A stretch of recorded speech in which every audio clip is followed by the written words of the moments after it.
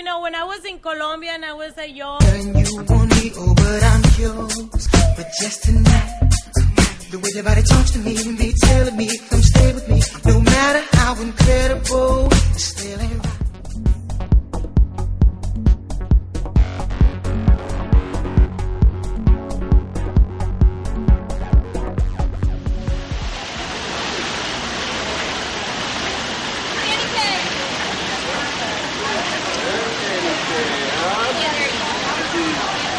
Looks like he has hands like mine, they're usually only bigger at the same time. Look. This is why.